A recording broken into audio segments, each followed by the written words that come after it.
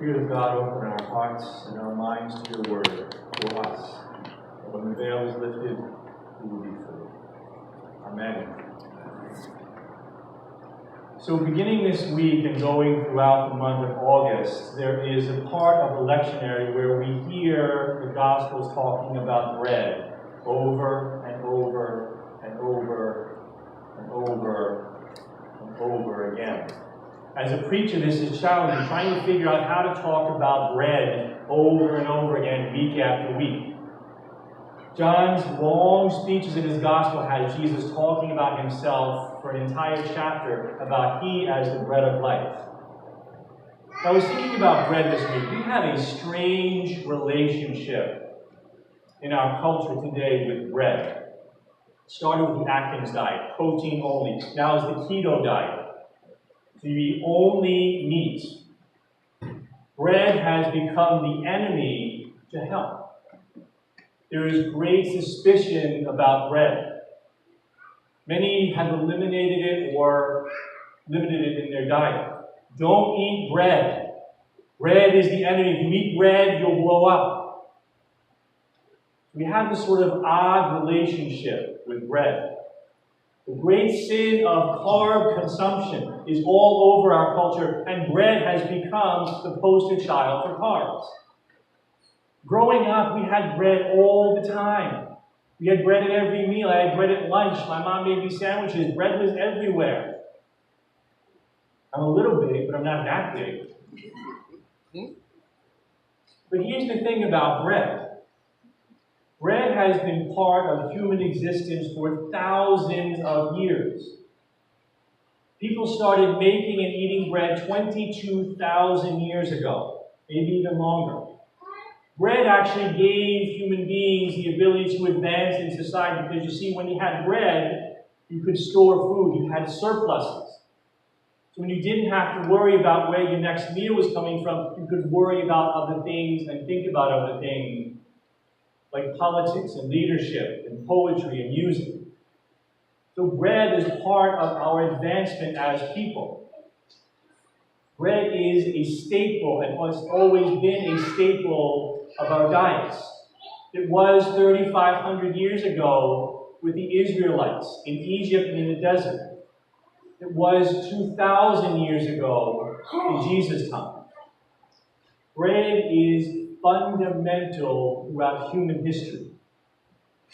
Bread is basic. When I came to New York and I started to learn the big rule book and the phraseology of Italian Americans, one of the things I learned was a phrase called a piece of bread. That guy, he's a piece of bread. What does that mean?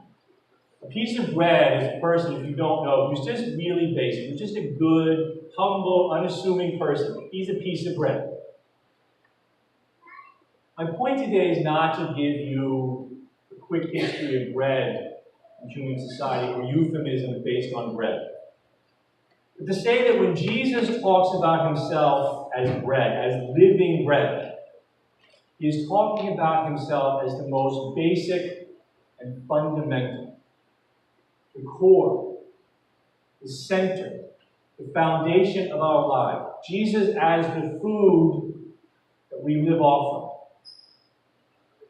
So we are questioned today in the gospel. What is your foundation? What is your core? What is the center of your life? What is the bread of your life?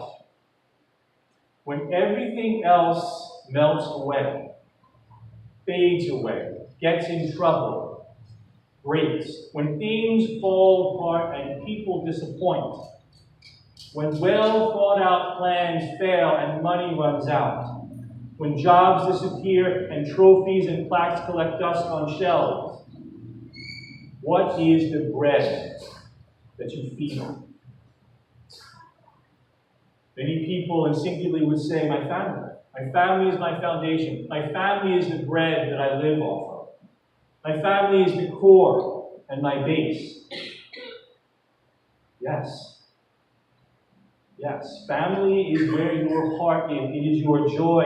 It is your fulfillment. Family is a gift and a blessing from God. And family is, in this life, the greatest gift we receive from God. And so we have to take great care to nourish and nurture our family. What happens when family struggles? What happens when family is broken? What happens when, for whatever reason, you can't lean on your family? Then, what is the bread of your life? Then, what feeds you?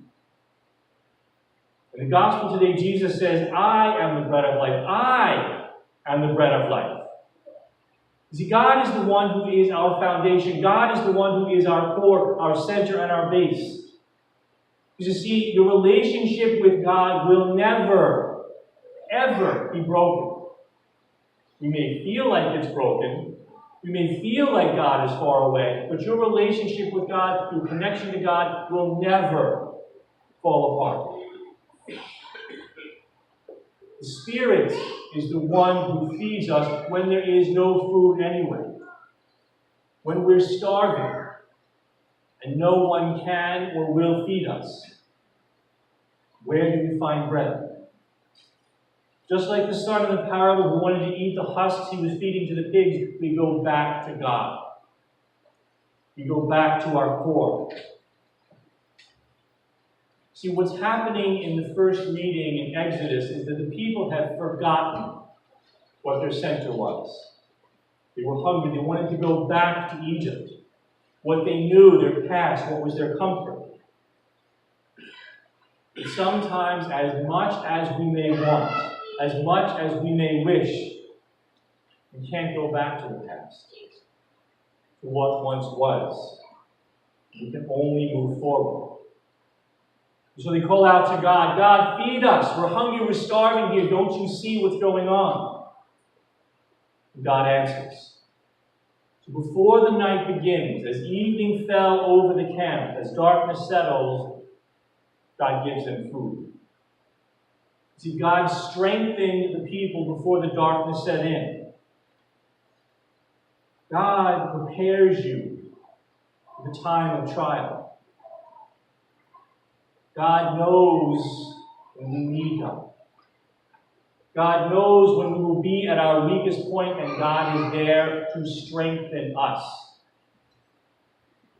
And at the end of the night, as the dawn was coming, when they were surrounded by nothing, at the end of the darkness, there was bread. Food to start over. Food to sustain the people on their journey after the darkness had stopped them.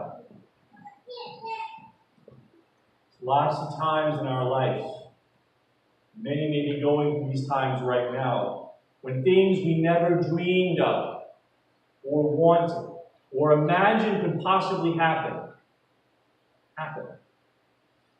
And the night begins. But we're stronger than we think. God has prepared us more than we know. God is closer than we can imagine.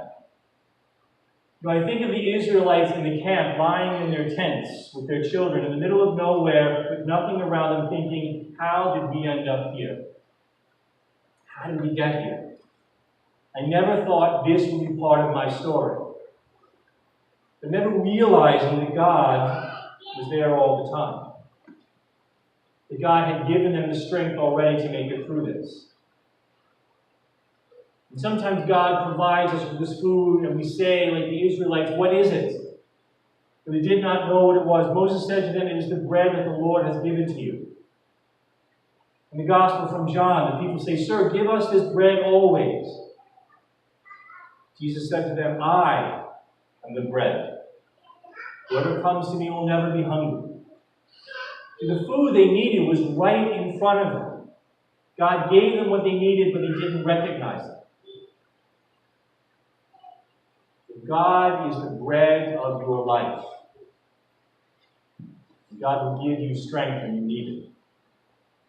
Now, let's be clear about what strength means. Strength does not mean that suddenly the journey becomes easy. Absolutely not. Strength sometimes means that we just don't collapse, that we stand up and we keep walking through it. Sometimes that is strength. And you have it. And I feel like you have it, but you do. A couple of weeks ago, we got a delivery in the mail. Deacon Meg sent us her bread maker, which Luke was fascinated with, making bread. So finally she mails us this bread maker. For the past 2 days, we've been busy learning how to make bread, and more importantly, how not to make bread.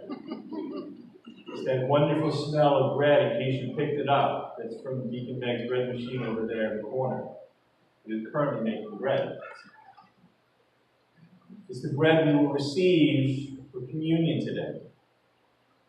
So I've seen over the last 2 days for myself that bread is the simplest of things. The most basic. It brings happiness, the smell of freshly baked bread. One of those great things that we have, those great memories we have. It's peace. It feels like, it makes us feel like we're home.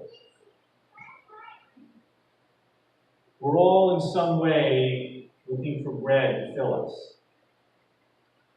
Jesus says, don't work for the food that perishes. The things of this world may taste good, they may look good, they may fill you up for a little while, but they won't satisfy you for very long. Bread will fill you. See, we're being called to a deeper relationship with the Spirit. The bread and the quail fed the bodies of the Israelites. Christ feeds our spirit. We're all hungry, every one of us in this church, for something. For an end to loneliness, for an answer to a question, for one that we love to be healed, for our own lives to be healed and be at peace, for things to be as they once were.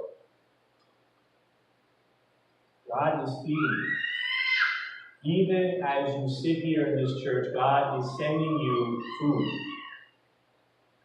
Spirit does hear you. Spirit understands what you need.